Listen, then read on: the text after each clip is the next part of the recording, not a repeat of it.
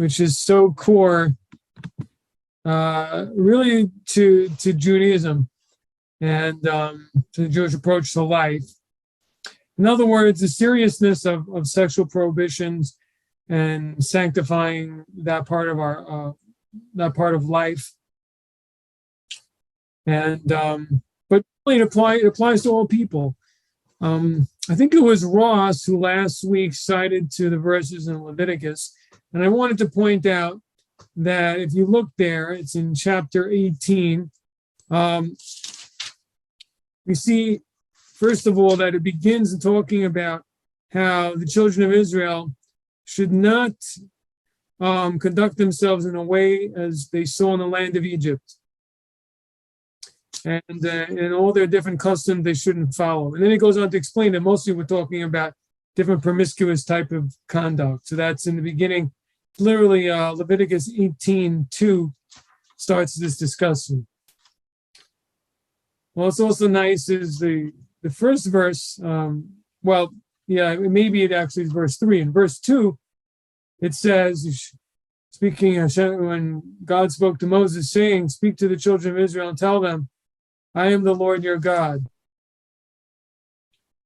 So there's a connection between the unity and special relationship between God and man, particularly here, God and Israel, and the fact that they're careful in relation to these matters. That's the idea of this. I am the Lord your God, and then therefore, as the acts of the behavior of the land of Egypt, you shouldn't do. It's also, generally speaking, and Rashi explains this when it says, "I am the Lord your God." It means to say that you can trust that I'll punish you if you don't keep these things. For example,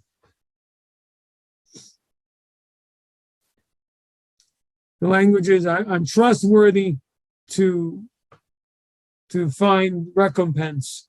In other words, you'll be paid back one way or another. There will be proper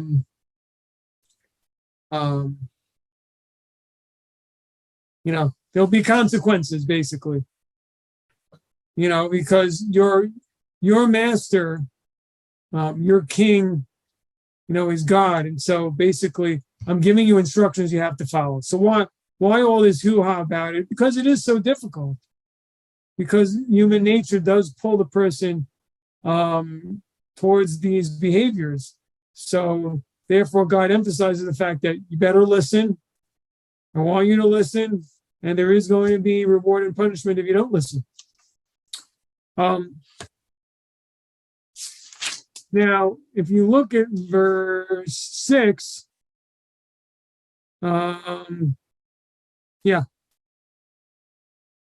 So it's interesting. In the English, it says, "Any man shall not approach his close relatives. I am Hashem, or I am God." But in the Hebrew, it says something a little different. It repeats the word man twice. A man, to all his close kin, he should not come close to reveal their nakedness. So our sages often say that this double language, man, what is this extra man? One is talking about an Israelite, one is talking about person of the nations. And that's the inference from the double language of seeing that word twice. So therefore, we have a clear inference from here that these laws also pertain to the Noahites as well.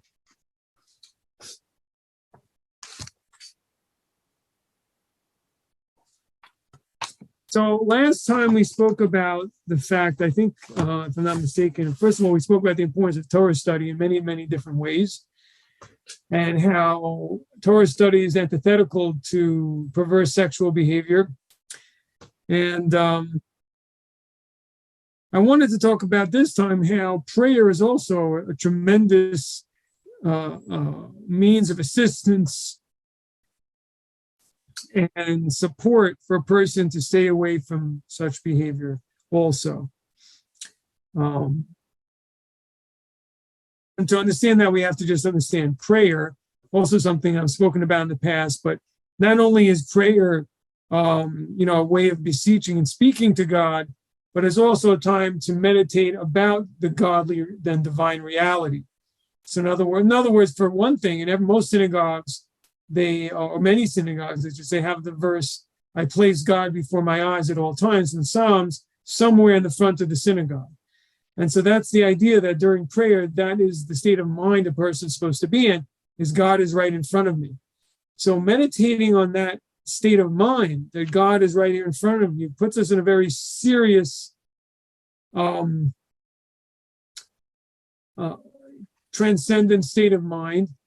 That's not a state of mind that leaves a person open for promiscuous behavior. Rabbi Akiva says in Ethics of the Fathers, I believe, that lightheadedness and lewdness brings a person to forbidden sexual conduct. In other words, different types of folly and lightheadedness, silliness brings a person to that type of conduct. Now, that doesn't mean that we can't make a joke, but the point is that being overly light and foolish and kind of how would I say? I don't know if letting a person's hair down is exactly the phrase, not really, but it's just acting overly silly as an adult brings a person to let their restraint down, and that lack of seriousness allows those more animalistic feelings to be more dominant in the person. When a person's facing God, it's like you're facing your teacher. I mean, even in terms of this type of behavior, when a person's in a more serious setting, even in business, people generally, well, at least most of the time, people are not in a promiscuous state of mind when they're, let's say, at a board meeting. Why is that? Because it's very serious. They're talking about the future of their company. Their job is at stake. So there is a serious state of mind. So how much more so when a person sees himself standing before God, and the effects of that encounter that a person has during prayer remain with him during the day. You're not staying in that state, but there's something. There's a kind of an aura. There's kind of some of that state of mind remains with the person, and can help them, stay clear of this of these sins. But beyond that, a person also needs to stimulate and bring up that state of mind of being in front of God as often as they can, but particularly when they come in these moments where they're challenged in whatever it may be, whether it's in sexual prohibitions or anger or arrogance or greed, whatever it may be, to bring up this idea once again of that God is in front of them and watching their actions, etc. But prayer is a time where someone really exercises this meditation to this fullest extent. When a person says the blessing, "Blessed are you," focus on that you, on that language of you standing. You're talking to God. He's right here in front of you. What's so interesting about it is that God has left it for us to reveal this reality. He's hidden himself. And so it isn't easy. And that's one of the reasons I think why it's so hard for this generation to relate to religious things, because we need to create the reality. We have to have the will when we rationally and also within our, spiritually feel that something should be that we want to have a relationship with God. But we have to take action to strengthen that. It's not just you push a button and it's there. You may have an occasional inspiration, but if you want it to be regular and continue, person has to seek it out. Person has to develop it. Person has to want to find it. And that's something people are very unaccustomed to today. They want to just press a button and it's there and they feel it and they're feeling good. And this is something you really have to work on. You have to try to go after it. But that's exactly the way God created the world, that a person should have free will to do that. But beyond that, I've said this to, I've had this discussion with people about this concept, that we have to realize also, we shouldn't be, kind of frustrated about it, to realize how precious this is. When a person is searching for the infinite, for the eternal, for the source of life, for the source of wisdom, should it be easy? Should it just be, you just flip a coin or you turn the corner and there it is? Is that really the way it should be? Doesn't it make more sense this way? Isn't this what is appropriate? That it should be difficult. If it's the most worthwhile thing we can find in our lives, we shouldn't expect it to be easy. People don't expect making millions to be easy. Shouldn't expect this to be easy. Obviously, this is worth so much more, as it says in Psalms. It's more precious than gold, and it's more precious than precious gems. And so of course it's difficult, and we may come across many obstacles. Many people may be obstacles, states of mind, states of different things in our life, and we shouldn't let those interfere with us in any way. I mean, we should realize, as Rabbi Nachman says, but it also says in other places, in Chabad Chassidus, all over ethical works, that often a person, particularly when a person is repenting and they're coming from a place maybe where there was an impure place, or they've made mistakes.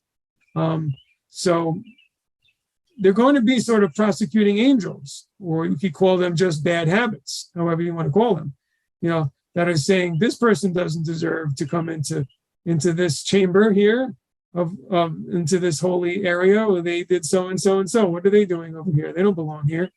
So I think actually Reb Nachman exactly brings out this point. And therefore, different difficulties come their way to interfere and see how serious they are about it, and to try to stop them. So we shouldn't be, the point is that we shouldn't be disheartened, and we shouldn't we shouldn't despair, and we shouldn't become discouraged. That's the key word. We should never become discouraged, and we just have to keep trying and to keep growing, and eventually we will see things get a lot easier in whatever ways that we have hangups in whatever ways we find difficult. Whatever it may be. So that's the thing about prayer. And prayer is when a person, in those moments, they connect with God and meditate on, again, like prayer really, in a certain sense, maybe more than Torah, is a time to really come close. The difference is, like, as the previous Lubavitcher Rebbe said, Rabbi Yosef Yitzchak, he said that Torah study is like, your teacher and student, but prayer is a son to a father. It's there's more love, there's more emotion going on. And with a student to his teacher, there's more distance. His teacher is aloof, the teacher is their professor, he's so smart, he's so above. But prayer is much more intimate.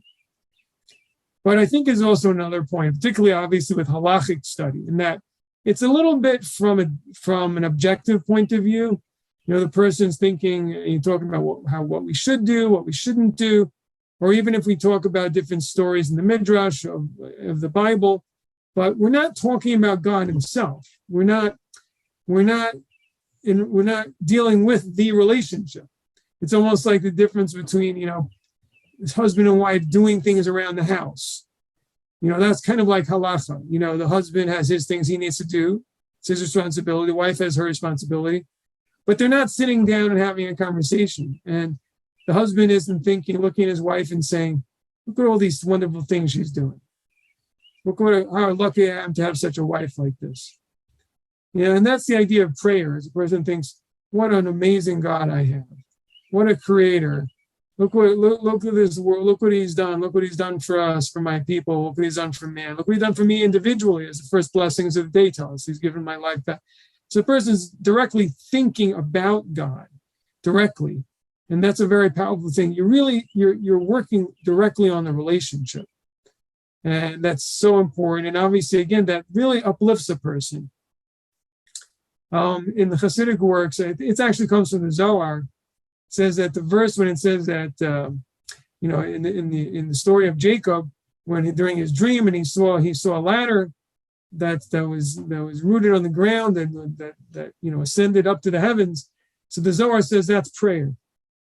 So that's a very profound statement. That's prayer. Your prayer is a ladder going all the way up to heaven. That's what it is. It connects you, and so it's many points there. First of all, that means prayer is your bridge, but it's also telling you prayer is your means of ascending higher and higher, and it's your link and it also tells you there's no end. You can keep, are there any real ends to man reaching the heavens?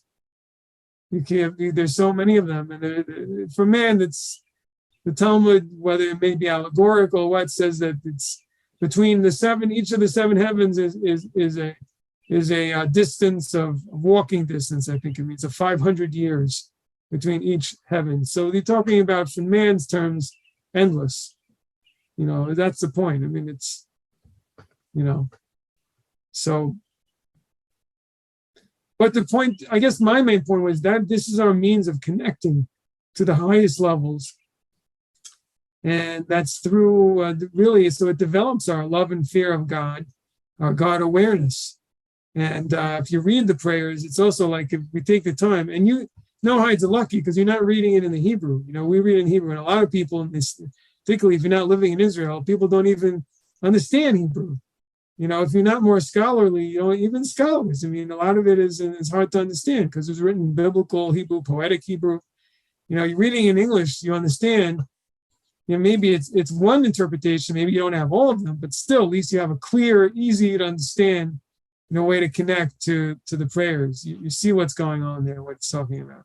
Sometimes people, religious Jews, you can get a little lost. You're saying that quickly, you don't even understand half of what you're saying.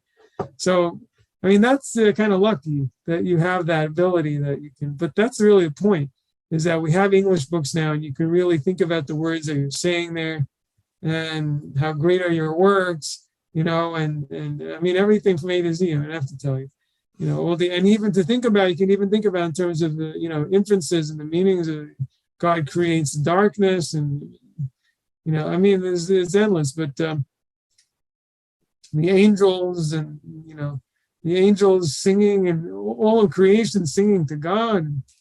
It's pretty amazing. Think if we could really sense that, look around, and obviously King David, he sensed that. He saw that all the creatures were really, in a certain sense, praising God somehow. It's amazing.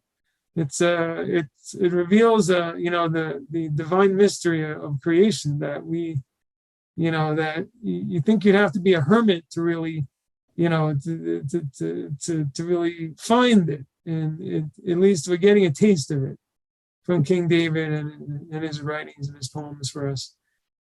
So his songs. So, that's just a drop in the bucket. But the Ashrei prayer, for example, all those praises, it's kind of like an A to Z prayer. I wish I had more time to think about what it says there. And our sages say a person should say that prayer 3 times a day. That's how fundamental it is. And it has all the different things. And particularly, there's one sentence there. He stretches it, he opens up his hand and satisfies the needs of all, which you have to understand. And if you forget to pay attention, you have to go back. That's how important it is. And you think, why is that one so important? They're also, such incredible statements there. But this one evidently is the one. In other words, the idea that God gives sustenance to all things is a must. We must think about that every day. I love thinking about that point. I love thinking about, like, again, I live a little bit in a more natural place here than, although you guys live in a suburb or something in Texas, that's not too bad. But I live, more out, not far from the woods, and you just see all the animals, and like they take care of themselves. There's nobody feeding them, and somehow they find what they need somehow, right? I find it's kind of incredible if you think about it. But now people take these things for granted. They don't appreciate these wondrous, because nature is just a given to the atheist. So nothing is wondrous. Nothing wows them. It's all like, yeah, that's just how it is. But it's so incredible. Sometimes I certainly in the wintertime, you think about these animals, the deer and the birds, freezing cold, and they're out there and they're doing fine. So that means God made them that way to be able to withstand. It's just incredible. They were made with just in a way where they could survive. Maybe not every single one of them is a species, but as a species, if we wouldn't interfere with anything and mess things up, they would all be fine, right? So it's an incredible thing. And that's this verse is saying that God provides. And then also there's this other prayer in the Psalms, this my soul blesses God. But what number is it? I got to look it up. But we say it every first of the month. And David also speaks about how God provides for all the different creatures, and how different creatures are different days, and about about vegetation and how that provides for the pastured animals and all different things. And all the animals in the ocean. Now, that is just unbelievable. It's good to, again, it's just they always ruin everything. But I was watching a documentary about the oceans, I think about the Pacific, and they're always talking and bringing in, kind of evolutionary stuff. And they're always ruining my fun. But just incredible how many animals there are down there, and what is going on down there is absolutely amazing. There are schools of, and not only, and also like in other wild places, they're talking about how there are islands off Antarctica where there are like 100,000 penguins there. Can you imagine? It's pretty incredible. And in the ocean, thousands and millions of fish and all kinds of, with a backbone, without a backbone, down to the depths where there's no light, where it's freezing, where it's hot, where it's cold, everywhere. Unbelievable. So, this just has to do with this verse that God opened his hand and gives sustenance to all his creatures, gives them all what they need. So anyway, if a person is busy thinking about all this, it's probably, it's not very likely that he'll fall into these other things. But obviously it's a natural tendency, which comes to my next point. A person,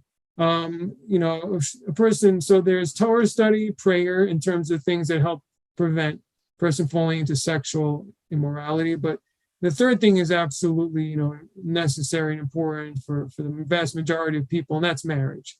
These are different natural, that's so key to a human life, part of human instinct, part of human drive, need to be, steered in the proper place, proper direction as God wanted it. Obviously, that's another thing that so many people miss, is that, what is this? Like, why is it such a powerful drive? And obviously a God-centered thinker realizes because this is destiny. God's destiny. We can be a partner, right? God is the one that blew a soul into Adam, right? And basically in Hasidic and mystical literature talks about, how, well, just that God brought the souls down into the world, and that there's a purpose, a mission for the souls to be here, right? Different spiritual missions. But obviously God made a partner there, didn't he? He's not doing it by himself. We have to do it. We have to unite with another, the person of the opposite sex, the proper person, and bring those souls down into the world. So we're partnering with God. So it's an incredible thing. And obviously the point I'm saying is that when people are young and, there's this full of passion and everything, they should realize, what is this about? Why am I so full of all this passion? What's the purpose of this? This is from God to push a person, whether they like it or not, towards the fate of the world, in order to bring about the world's destiny, which is to bring more souls down into the world, that they should do their part, that they should go through the tests and missions that they need to go through in the world, and to bring out their wonderful talents and beauty that different soul could bring into the world that God wants. And so that's really what it's about. So that's also extremely key, that a person should try their best to be married. And even honestly, if that brings certain inconvenience, I think that's really part of a good thing, that in these sexual prohibitions, is that it pushes a person towards getting married, even if they don't want to, because a person does have sexual urges, and it's going to go in the wrong place unless they get married, especially when you're young.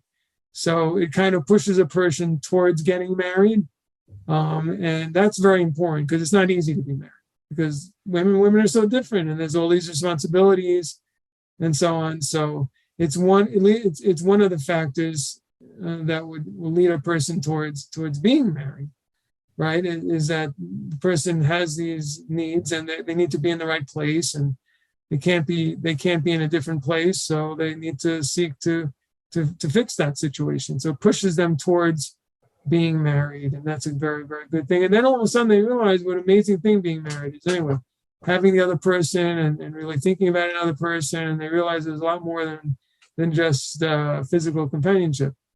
So those are the key. Now, the last element of a person should be involved with in order to protect themselves from falling into sexual immoral behavior is work. Is being busy with a worldly occupation in some way, and this is exactly what it says in Ethics of the Fathers, that a person who is busy with Torah study and the way of the world, meaning work, then he doesn't come to sin, because he's occupied with good and meaningful and also difficult responsibilities that keep his mind and his heart occupied.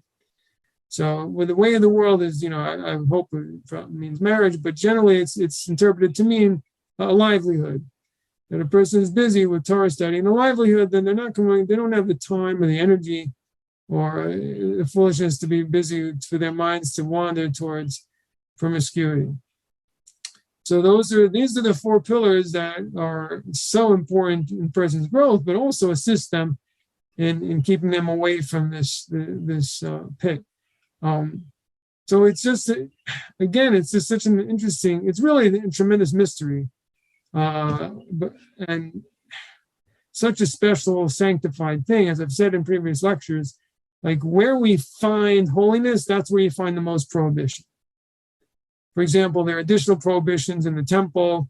The children of Israel have additional prohibitions, but wherever you find more sanctity, you find it more prohibitions, which is, also important for people to understand, because there's such an approach that, God is kind of this annoying control freak that he's always, making more demands on people, and people don't understand it. Which reminds me of something I wanted to mention, and in my stream of consciousness here, I mentioned something came up today, which I wanted to share because I was thinking why it came up and what I can learn from it. But we have a neighbor, and he's not Jewish, and he was helping us around the house with some work, and he was asking us about the upcoming holiday, and I was explaining to him that it's about the giving the Torah, about the Mount Sinai, the Ten Commandments. And then he brought up, he must have learned in a Bible class or something that, oh, wait a minute, isn't that the thing where, Moses breaks the tablets and the people sin? And then I said to him, yeah, and then God forgives the people. He said, wait a minute, God forgave them? I think he killed thousands of them or something. So I found it so interesting how, that's right, that is true. But I didn't focus on that. That's not the way I approach the holiday. I don't think of Shavuos as a holiday of this control freak, cruel, this sadistic God who's just no, I never think of it like that.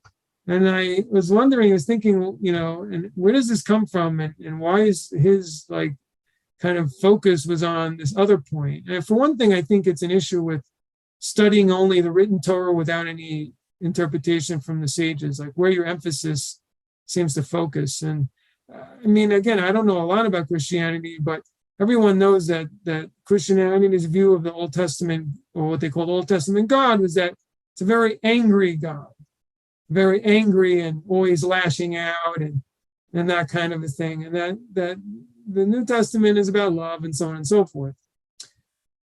So, obviously, I think it's important to study it with the interpretation of the sages. The sages bring out these little points about how it says that God, came out to greet the people, and that like a bridegroom, not the bridegroom. Did I say that? Like a groom comes to meet his bride. So there was a love, and they point that out. But if it wouldn't be for the sages, I might not pick that up on that element, and I might, be emphasizing these other points. But you see, even that point that he brought out has to do with what I'm talking about, because it just takes so much care and paying attention to the story, and also understanding principles that people who are coming and just reading a book, they don't understand. But if we come about it with reverence and try to comprehend, maybe over a long time, maybe we'll understand. And one of those ideas is that a person is responsible based on who he is and where he is. That's what people have to understand about this particular situation, is that here is a people who God's clouds were around them, right? Who saw miracles. God revealed himself to them. And they still sin. So in that situation, yes, you're liable to very big punishment. Because with that type of revelation and that type of, how should I say, what's the word in English? With that, not entitlement, but if you get those type of privileges, you have tremendous responsibility. When God is revealed himself right in front of you, you have to act in an appropriate way. Of course, they were protected and they saw miracles, so they had all these tremendous things. But there's another side of it, and that is that you're standing in the king's throne room. You can't act like this. You can't rebel right there. That's so. Again, it brings out this principle that I've mentioned, I think, in the last few classes, about this idea of the righteous being scrutinized like the thinner in the thinness of a hair, that they're very scrutinized. I think I've mentioned that here, or maybe it was someplace else. If I didn't, I'm mentioning it now. But there's these two sides. On the one hand, the righteous a tremendous reward, and they have an intimate relationship with God, who's the source of life. And on the other hand, they're very, very scrutinized. So that's the thing with this story of so many people who died at the time of the golden calf. And yes, they committed idolatry in front of the time when God was giving the 10 Commandments. That's pretty messed up, I have to admit. I mean, that's a very big problem. But at the same time, it needs a lot of study and understanding. And idolatry is extremely, extremely serious sin. The thing is that people are used to kind of like, let's just forgive everything. But as we see in today's society, that's not helpful. That's destructive. We can't just forgive everything. And the most heinous of crimes you can't just forgive. We have to straighten out our society. And sometimes that means coming down very, very hard, even with the death penalty. It's for the good of others around. It's even for the good of that particular soul, of that particular person, because it's interesting. There's a language that we see in a lot of those parashas in Leviticus, which it says that, and their blood is upon them. You may have seen that language that speaks about, I think, those who serve the Molech, a lot of different cases in which, in terms of punishment, I think it's in the later chapters there when it talks about the punishment for forbidden sexual acts, idolatry, and the like, serious, very severe crime, biblical crimes. It says that their blood is upon their hands, meaning their own blood is upon their own hands. In other words, it's their own fault. Is that they basically took their own lives. You could say it in a spiritual sense, is they caused such terrible damage to their soul that the only way to fix it is by giving them capital punishment. They caused such terrible harm by what they've done. So that's also something that people have to understand, is that by killing someone who committed a terrible crime, they've already killed themselves. We're just kind of revealing what's already done. They've done it to themselves, basically. It's wrong to feel guilty because they did it.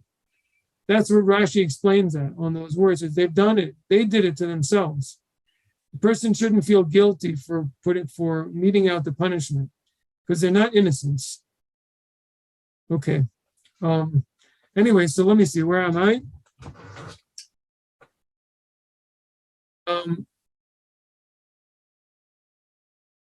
I went a little stream of consciousness. I'm trying to bring us back to what this has to do with. Well, certainly it has to do with the fact, yes, now I remember. Okay, so the thing is, we see that sexual prohibitions, that the punishment is very severe, whether to a Noahide, whether to an Israelite, very serious. And why is it so serious? And, just in general, why is the Torah takes this so serious? As modern people, modern society say, I haven't hurt anybody, it's consensual, nobody's affected. So besides the fact that obviously that's not true, that it does have a horrendous effect, a lot worse than people realize, because it affects the whole society, children, etc. But leaving that aside for a moment, it's also because at its core, it's such a holy thing. And when you take a holy thing and you misuse it, that's a terrible crime. It's kind of like taking the holy vessels and misusing them.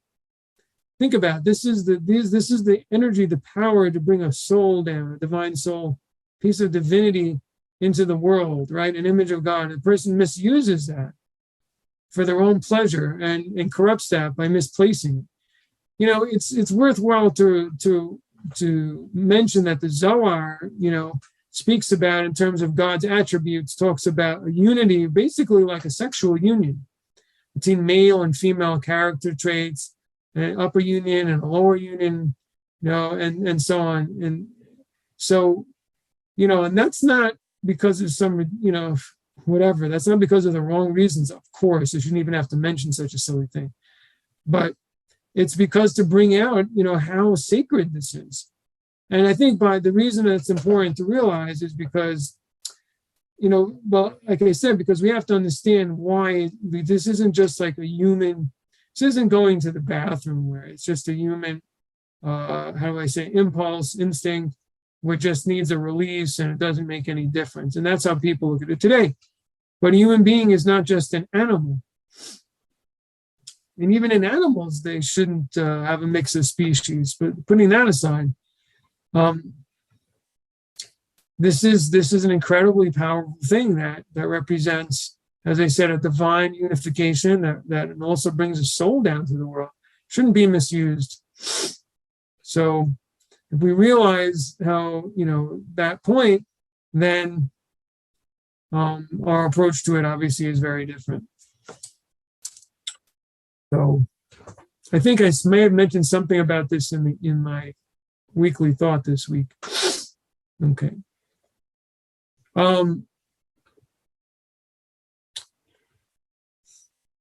So a couple of thoughts about homosexuality. Also, excuse me if this is at all repetitious of things that we mentioned in the past. But particularly when it comes to homosexuality today, you find that the defense of it is that, well, basically a person is a homosexual. So it's wrong to criticize their excuse me flu season, not flu season, I call it allergy season. So the underlying assumption is that the person's sexual inclination is who they are. So basically what that means to say is that it's something that can't be changed, number one. Or maybe even more disturbing, maybe that they're saying that to try to change it is a perversion, is an abuse. And maybe that second thing is even more disturbing than the first approach. But let's stay with the first point first. And that is that the assumption is that a person's sexual inclination is a fact and that it can't be changed. And obviously this flies in the face of a basic principle of Judaism, and which was once, I think, a basic principle of Western, Judeo-Christian, thinking, which is that a person's impulses need to be restrained. I think what's his name? Dennis Prager. I think I just saw in a video as he discusses this point. Just basic, that the way a person feels doesn't mean that that's it. That the person feels that, but with modern psychology came this idea that restraining a person's feelings was repression, and I think that the modern ideas have come from that. But this is a lot worse. This is really saying that it's natural and it's immutable. It can't be changed, and not only shouldn't be changed, almost really it can't be changed. It's just who the person is. There's no point. And so I often look at it as kind of a form of surrender, a complete surrender to a person's animalistic inclinations. And that's a terrible result. And where's the end of this? A person could have inclinations to just about anything. What about if a person, really, really feels like he has to murder someone because he just hates them for whatever reason? I mean, is that going to be, excused also? I mean, where do we draw the line? I mean, you could say, well, that's hurting another person. Well, I know, but, we'll be more easy on them because what can you ask already? I mean, at a certain point, maybe so, maybe, yeah, if there's another person, maybe we know where to draw the line. But it's just, and obviously it's not just that, it's also leads to every type of social ill we have today is probably because of this lack of self-restraint. All the people, there's arguments about addictions and how they develop, but certainly many people who fall into the situation if addiction starts with indulgence. I do believe that. Maybe they have a tendency towards addiction, but the seriousness of their addictions, drugs or alcohol, started with they indulged in it. And then after that, they fell into, maybe they would have been addicted to, softball instead or something else, ping pong. Why did they get addicted to this? Well, because they started indulging in it and then their addictive personalities, then they became addicted. But, it's just a terrible, terrible problem that there's this lack of self-restraint. And the more you restrain yourself, the more you will be able to, because the things you restrain yourself become habit eventually. Many, many things, at least. There's certain things maybe you will have to fight about the rest of your life. But so many things in life, they become habit and they don't become so difficult anymore after a while. And it's just in the beginning that they're difficult, not later. I've said this also before, and that is, it's interesting. I noticed this, going out into the secular world from the religious world, is that I noticed that within business, or let's say within a college class, there's so much discipline. Everybody's so behaved. And, as soon as they walk out, or maybe when they go to a bar or something, they're so unbridled. And it's kind of like, what is it, Dr. Jekyll and Mr. Hyde? Like they're in one place and they're so in another. So I was kind of saying that like, it's like a new religion. It's like when you're in these places, you're so controlled. But even when it comes to social values, you're not controlled. You don't care. Money isn't the only thing that we have to be take seriously. And it seems like that in the society. It's like, unless we're having a conversation about the budget or the stock market, then everything goes. Even today, like when it comes to money, people still are serious. People still know their limits. Like, well, you have to pay your debts. You can't be, you have to work. You have to pay your bills. Well, it's not the only things you have to do in life. That's the problem. It's not only money or things. Why is that the last thing that's like, yeah, that's something we have to do? Everybody knows that you have to do, because otherwise you go bankrupt. Otherwise this. Maybe that's the problem. It's just like, what about, well, otherwise, I'm going to have children out of wedlock. There are other things that are just completely, a nightmare. It's not just going bankrupt and not being able to pay off for my mortgage. There are other things that are important. People, like, what has gone wrong with people? Like, for example, what about, if I don't behave, I'll have a bad relationship with my wife and my children and my whole household. Everyone will be miserable. I think there's got to be some people who still think about these things. I hope so. I'm sure there are plenty of people. But the point is that, because when people are young, they get accustomed to, this kind of wild kind of behavior. I think it gets a little harder to control. Again, I don't live in the secular world, so I don't know, or in the non-Jewish world, so I don't know exactly, but I can just guess that it seems like it'd probably be a lot harder when a person is very, very, unrestrained, for example, in their sexual relationships, and suddenly they're married and now they have to be controlled. They're very unaccustomed, and it's difficult, and they never had that idea before. And these are things people, if you're trained when you're young, everything is easier when you're trained when you're young. You try to do something when you're old and change, teach, what do they say? Can't teach an old dog new tricks. Is that it? And that's the thing, once you get older, we get to be adult dogs. It's hard to teach an adult dog, old dog new tricks. It's hard. You need to do it. It's much easier when a person, but not impossible, which comes to another point that I wanted to make, and that is that homosexuality, similar to my theory about AI, creates a tension that brings out the greatness of the human soul and spirit. Because, in other words, it creates an opportunity for people to go against this. Because there were times when this wasn't an issue, where this was just not accepted in society. But now it is. That means it becomes a test when it once wasn't. And if that's the case, then a person has to work extra hard to fight against it. So that brings out the person's inner strength of their soul. And that's something special. I just alluded to it, but I had this idea about AI. I might have mentioned it before. But, this idea that machines may take over most of the things that human beings do. Which will bring out the question of what is special about a human being? What does a human being have that robots, excuse my age, but AI is like a new term to me, but to me it's a robot. What does a human being do that robots can't do? Or why is it human beings do things differently? And I'm wondering if that we human beings may find out something that they won't be able to explain through this whole AI business. I don't know if I'll be alive to see eventually, when this whole thing gets many, many years from now, that this AI, maybe I probably will, all right? It's coming around the corner. But anyway, maybe that was just a hope that it would be around the corner. So I'm not. But in any event, the point is that all of mankind may come to asking itself this question: what are we? What makes us special?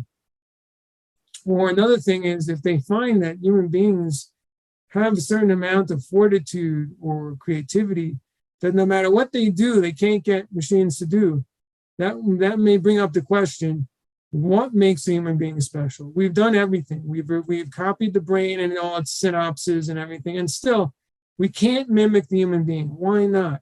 That might bring us to a point where the idea of the soul may come out in a very powerful way.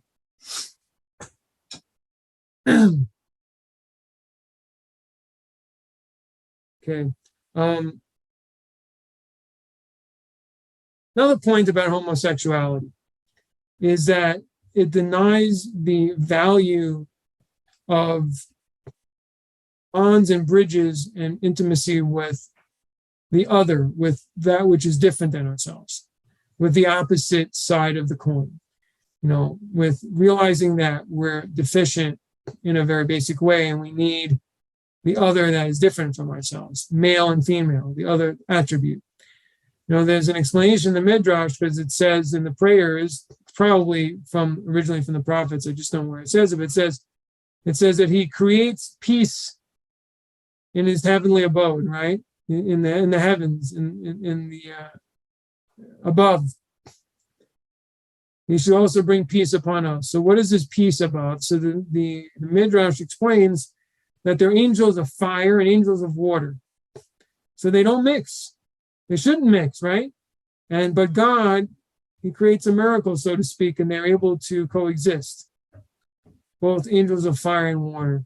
So obviously we understand how this relates to us, that men and women are like fire and water in certain ways.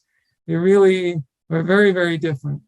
But that's really the point, is that we realize what we're missing. We realize the great talents that the other type of person has that we don't have. Hopefully both sides realize that women have certain things, tendencies that men don't have, or certain qualities, or that the other person has certain qualities, even that are not because necessarily that they're female. But I'm focusing more on that particular point, the very inherent differences, again, that maybe some people deny nowadays, but I will dismiss that as ridiculous. But between men and women, there are differences, and to appreciate those differences is very fundamental. It's also just very fundamental to us as human beings to realize the value of others who have different talents than we do, and that we need to make bridges with others like that, and not to only look to be, with those similar to ourselves. So, okay.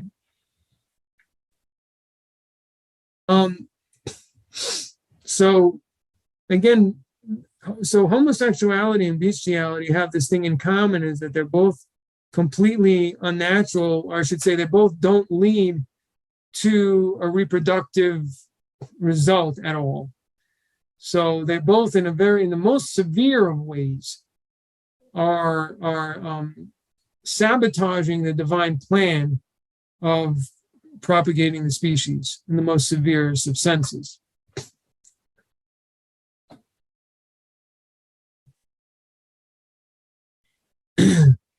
And again, as I said, there's this very, very deep idea of the value of unifying the proper partners as opposed to the wrong partners. And this is, not just a societal, social thing, but also a mystical idea of, and a very deep mystery of in terms of, and even in God, so to speak, in God himself, of male and female attribute, and how that's the proper unity of all things in creation should be that way. So that obviously that also means within the same species, male and female, not to corrupt this union, which is a godly thing, by mixing up animals and humans and or males and males, etc. Now, what about lesbianism?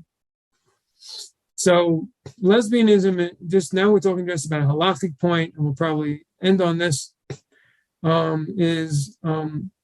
it's not actual intercourse, so it lacks the level of corrupted unification that actual intercourse does. Intercourse really brings together two essences, brings together two bodies with their soul in the body, unifying through the body.